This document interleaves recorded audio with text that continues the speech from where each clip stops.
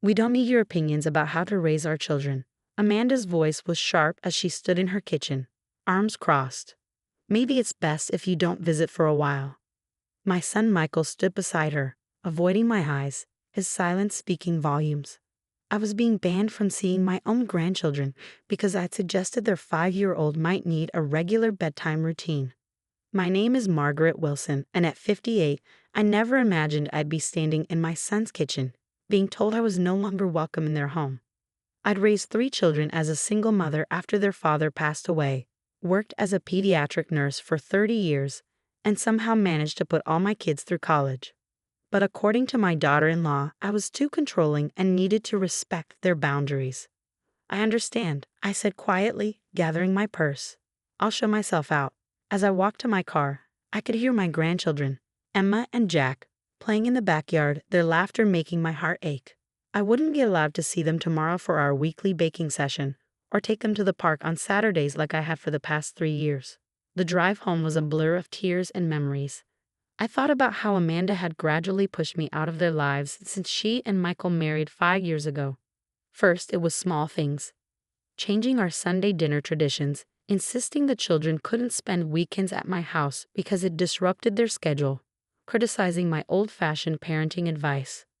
Michael used to stand up for me, remind Amanda of all I'd done for him and his siblings. But lately he'd grown distant, letting her make all the decisions. I wondered if he remembered the nights I'd worked double shifts to afford his soccer camps, or how I'd helped him through college applications while battling my own grief over his father's death. That evening, as I sat in my empty house, the house I paid off through years of careful saving, my phone buzzed with a text from my daughter Kate. "Mom, I heard what happened. I'm coming over." 20 minutes later, she was at my door with a bottle of wine and a fierce hug. "Amanda's always been jealous of your relationship with the kids," Kate said as we sat on my porch. "She can't stand that they adore you, that you have experience she doesn't.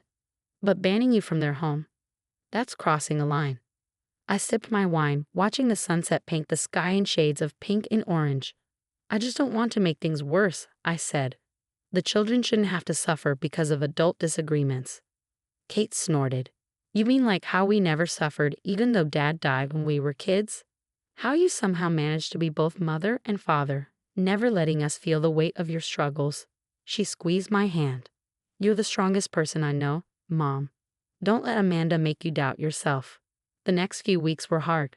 I missed my grandchildren terribly, but I respected Amanda's wishes. No visits, no calls, no dropping by with freshly baked cookies like I used to. I threw myself into volunteer work at the local hospital, started taking art classes, and focused on building a life that didn't revolve around my son's family. Then came the call that changed everything. "Mom?" Michael's voice was strained. "Can we talk?" I sat down, bracing myself. "Of course, honey. What's wrong?" He stumbled over his words. "Amanda lost her job. The company downsized, and well, we've been struggling. We thought we could manage, but..." My heart clenched. I'd seen this coming. Amanda's designer clothes, their lavish vacations, the new car every 2 years. Their lifestyle had always seemed precarious on Michael's teacher's salary and her mid-level marketing position. "The bank," his voice cracked. "We're losing the house, Mom. We have nowhere to go." The irony wasn't lost on me. The woman who banned me from her home now needed mine. I thought about Emma and Jack, innocent in all this adult drama. They shouldn't have to suffer because of their parents' pride and poor decisions. "Come over," I said, my voice gentle but firm. "We'll talk about it." As I hung up the phone, I looked around my spacious 4-bedroom home, paid for with years of hard work and careful planning. I had room for them, but this time, things would be different. This time, there would be boundaries, my boundaries. Kate called moments later. "Did you hear?" "They're coming over to talk," I replied. "And?" she pressed. "What are you going to do?" I smiled, thinking of all the lessons I'd learned as a single mother, all the strength I'd found in myself over the years. "I'm going to help them," I said, "but on my terms this time." "That's my mom," Kate laughed, "always taking care of everyone, even when they don't deserve it." As I waited for Michael and Amanda to arrive, I pulled out a notebook and began writing. If they wanted my help, there would be conditions. It was time they learned that respect goes both ways, and sometimes the most controlling thing you can do is think you can control others. The doorbell rang at exactly 7 p.m. Through the frosted glass, I could see Michael and Amanda's silhouettes, standing closer together than usual. When I opened the door, the first thing I noticed was Amanda's red-rimmed eyes and Michael's crumpled shirt, so unlike his usual put-together appearance. "Come in," I said, stepping aside. The children rushed past their parents, Emma throwing her arms around my waist while Jack clung to my leg. Despite everything, my heart swelled at their touch. 3 weeks without seeing them had felt like an eternity. "Grandma, did you make cookies?" Emma asked, her eyes hopeful. Even in crisis, some things never change. "Not today, sweetheart. Why don't you and Jack go play in the garden? I need to talk to your parents." I watched them scamper off before turning to face Michael and Amanda. In my living room, the tension was palpable. Amanda perched on the edge of my sofa, her designer purse clutched tightly in her lap. Probably one of the last remnants of their formerly luxurious lifestyle. Michael sat beside her, his shoulders slumped in defeat. So, I began settling into my armchair. "Tell me everything." The story tumbled out in bits and pieces. Amanda's company had been struggling for months, but she kept it from Michael, hoping things would improve. They'd been living on credit cards, falling behind on their mortgage payments. The final notice from the bank had arrived yesterday. They had 30 days to vacate. "We've looked at apartments," Michael said, running a hand through his hair, "but we can't afford the deposits. And with Amanda's job loss on our record, not to mention the foreclosure," Amanda added quietly, a far cry from her usual confident tone. "Nobody wants to rent to us." I picked up my notebook, opening it to the page where I'd written my conditions. "I have room for all of you here," I said carefully, "but there need to be some ground rules." Amanda's head snapped up, her eyes narrowing slightly. "Old habits die hard, I suppose." But before she could speak, Michael placed a hand on her arm. "Whatever you say, Mom. We're just grateful you're willing to help." I took a deep breath. "First, this arrangement is temporary, 6 months maximum. During that time, you both need to focus on finding jobs and saving money. No unnecessary expenses." They nodded, though I saw Amanda's fingers tighten around her purse. "Second, while you're here, we share responsibilities. Cooking, cleaning, household maintenance, we all contribute. And third," I paused, meeting Amanda's eyes directly, "I get to be a grandmother again. No more restrictions on when I can see the children or how I interact with them." But Amanda started, but Michael cut her off. "Of course, Mom, you're right about everything. I should never have let things get to this point." I smiled softly at my son, seeing glimpses of the thoughtful boy he'd once been. "There's one more thing," I added. "I want us to have family counseling, all of us together. We need to address the real issues here, not just the financial ones." Amanda's face flushed, but she remained silent. The choice was clear: accept my terms or find another solution. After a moment, she gave a small nod. "When can we move in?" Michael asked.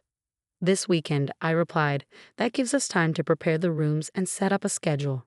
As if on cue, laughter erupted from the garden. Through the window, I could see Emma pushing Jack on the old tire swing their father had played on as a child. Some things come full circle, I thought.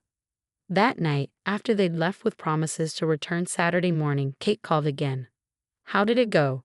"They agreed to everything," I said, settling into my favorite chair with a cup of tea. "Even the counseling." "Wow," Kate whistled. "Amanda must be desperate." "Are you sure about this, Mom? Living with them won't be easy." I thought about the children's laughter in my garden, about Michael's grateful eyes, even about Amanda's silent struggle with her pride. "No, it won't be easy," I agreed. "But sometimes the hardest things are the most worth doing." "Just promise me something," Kate said. "Promise you won't let them walk all over you again." "Don't worry," I assured her, glancing at my notebook where I'd written my conditions. "I've learned a few things about boundaries myself."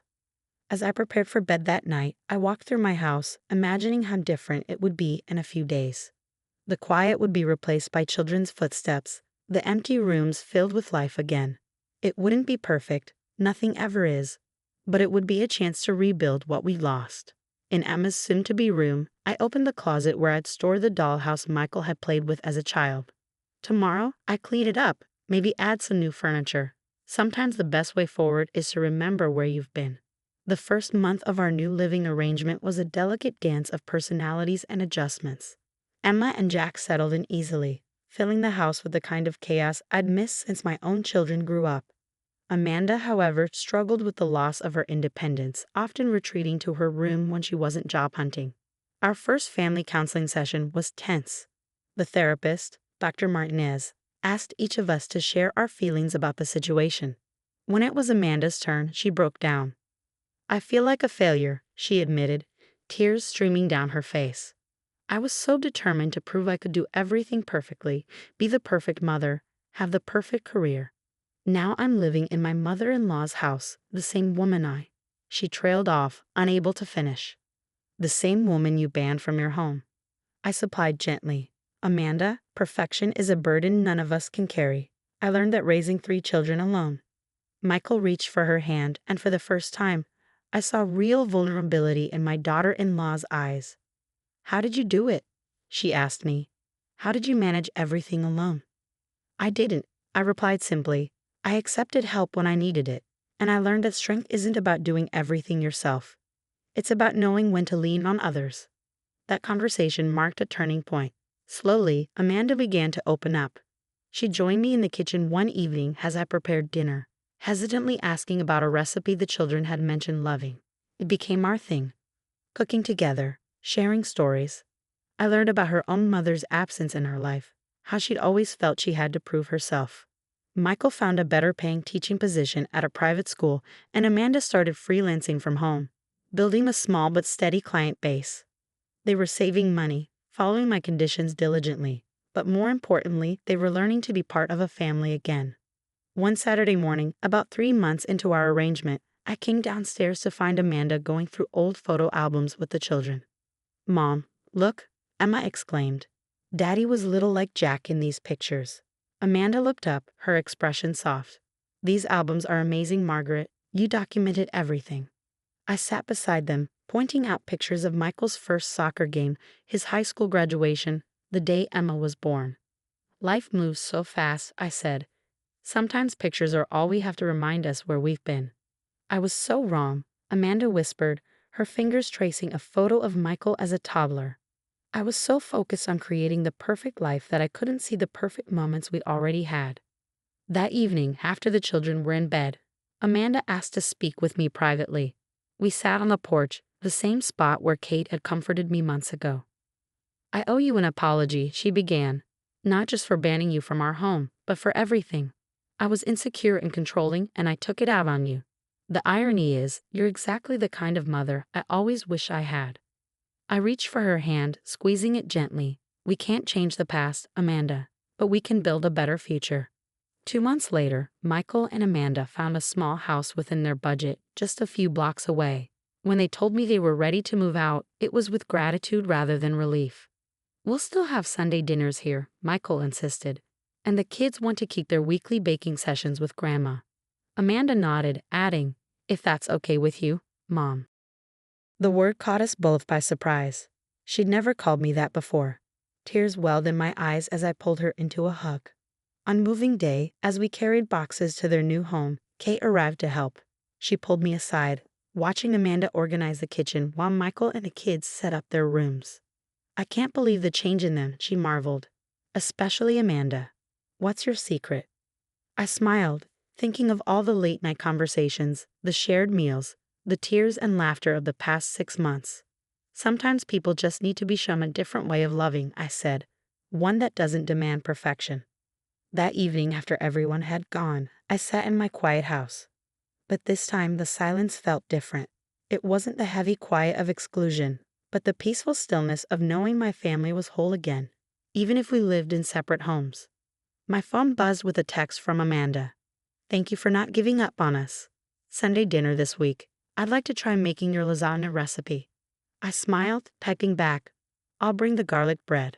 Sometimes the greatest victories aren't won through confrontation, but through opening our hearts and homes to second chances. My son's family had needed more than just a roof over their heads. They'd needed to learn what real family means. And in teaching them, I gained something too, a daughter in Amanda, and the knowledge that love, when given freely and without conditions, has the power to heal even the deepest wounds.